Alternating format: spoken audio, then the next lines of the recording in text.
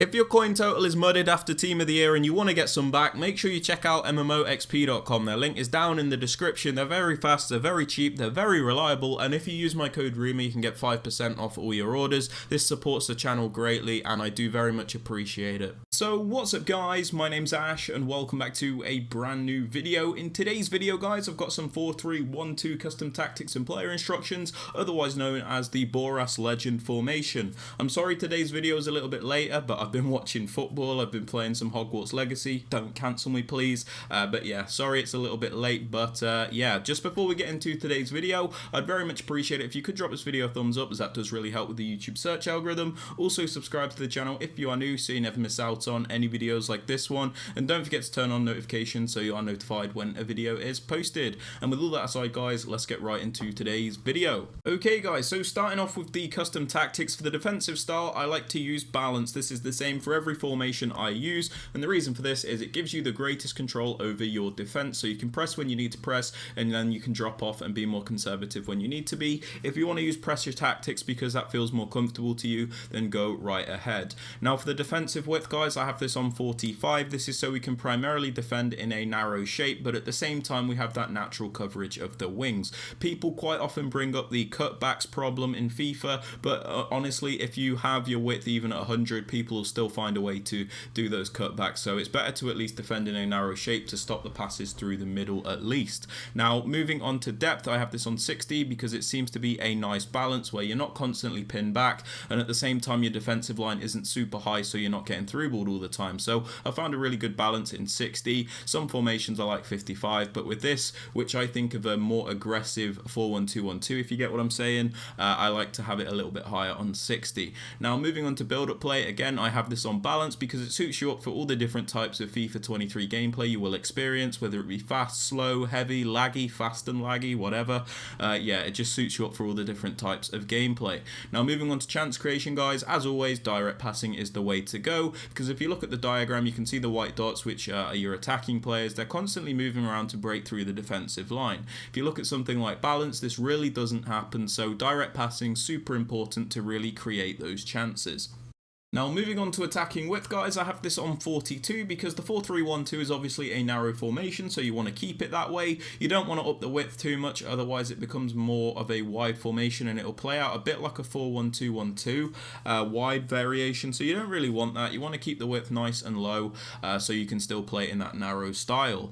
Now moving on to players in box, I have this on 6 because it seems to be a very nice balance where you get some players into the box, but at the same time you're not overcommitting your whole team so you don't get counter-attacked. But I'd say this one is down to preference. As for corners and free kicks, I have these both on 1 because I have a corner kick routine which is super effective, which doesn't require you to cross the ball, and you have to have these settings on 1. So if you guys want to check that out, there is a link in the top right hand corner of the screen where you guys can see that. Now moving on to the players you want to use guys, in the striker positions, in the left striker I like to use a more creative striker, and in the right striker position I like to use more of a poacher, more clinical striker. I like to have this dynamic between the two where we have a creator finisher, but obviously Di Maria is still capable of finish those chances. It's just so we have a bit more of a variety when we are attacking, so I do like to have a bit of a variation between the two strikers. But that being said, if you want to use like 2 finisher strikers, then go right ahead. Moving on to the cam, I suggest a technical player, someone that's able to dribble, shoot,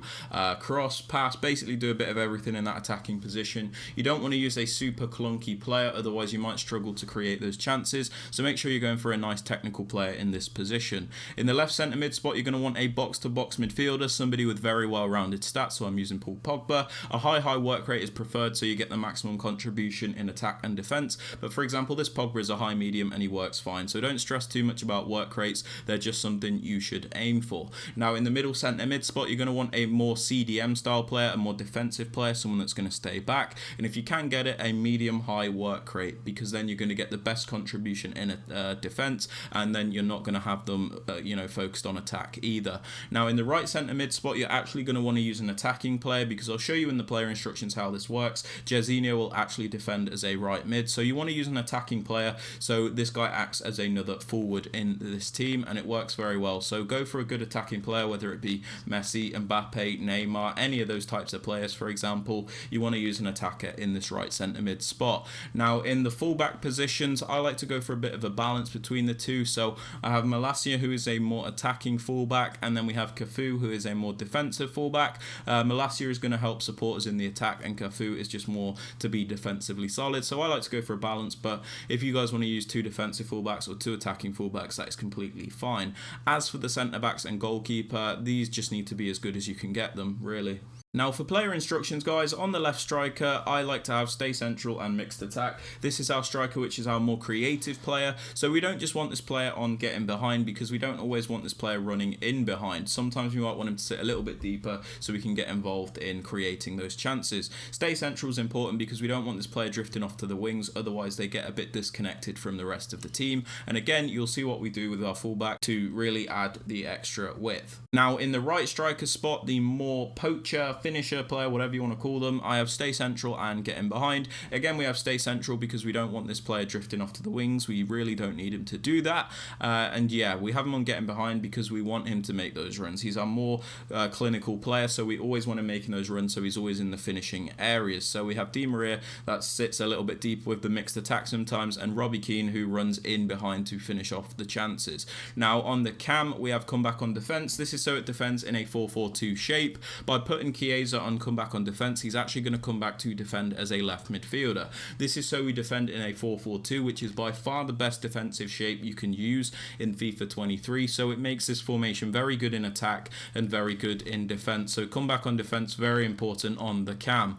Now in the left centre mid spot, the more box to box midfielder, I have stay back while attacking and cover centre. We have him on cover centre because we want him to defend as one of those middle centre mids in the 4-4-2 thing we got going on. If we put him on cover wing, it messes it up a little bit, so we don't want to do that. We have him on stay back because although he's a box to box player, we want to pick and choose when we send this player forward, otherwise it just becomes far too attacking and then we become exposed. So stay back while attacking allows you to pick and choose when you run forward with this player. Now in the middle CDM spot, the more defensive player, we have stay back while attacking and cover centre. Stay back while attacking means obviously they're not going to go forward, and cover centre means they're going to defend as one of the centre mids in this 4-4-2. So very important to have this on the more defensive minded player. Now in the right centre mid spot, the spot where I told you guys to use an attacking player, we have get forward, get into the box cross and cover wing. We have get forward, so he does contribute to the attack very much because that's his primary purpose. He's not actually a centre mid, so we do need this player to get forward so he joins the attack. We have him on get into the box for cross, so he doesn't be too conservative and he doesn't just sit on the edge of the box. By putting him on get into the box for cross, it means he gets more involved and we're able to create more chances with him. It doesn't mean you have to cross the ball to him, it just means he will make those runs into the penalty box. And then we have him on cover wing because, like I said, this player is going to defend as a right mid in this 4-4-2 thing we've got going on, so it's very important we have cover wing. So just to clarify, Chiesa will be the left mid, Pogba will be the left centre mid, Jorginho will be the right centre mid, and Jairzinho will be the right mid. Now for my left back, I have balanced attack and overlap. This is because the formation is obviously quite narrow, so sometimes we need to add that extra width, otherwise it becomes too predictable, and if your opponent is very compact and congested defensively, it can be very difficult to actually create anything. So by putting the left back on balance attack overlap, it means he's going to make those runs forward and add extra width into the attack to really give us more options, and it is super effective, guys. Now on my right back, I actually have stay back while attacking and overlap. Now sometimes I have them both on balance attack overlap, but sometimes it can be a little bit too attacking, so we don't always want that. I like to put him on stay back overlap so we always have at least 3 defenders back, and the overlap instruction is so if we do send him forward, he will make the overlapping runs to add width. Now if you're feeling super confident, you can have both fullbacks on both fullbacks on balance attack and overlap, and likewise if you're not too confident, you can have them both on stay back, so you've got at least 4 defenders back all the time. But yeah, it's completely up to you. I like to go for 1 on balanced and 1 on stay back. As for the centre backs and goalkeeper, I just leave them alone. But yeah guys, they are my custom tactics and player instructions for the 4-3-1-2 formation. If you guys have enjoyed or found this useful, I'd very much appreciate it if you could drop it a thumbs up, subscribe to the channel if you are new so you never miss out on any videos like this one, and don't forget to turn on notifications so you're notified when the video is posted. And with all that aside, guys, I hope you have a fantastic rest of your day, and I'll catch you all later. Peace.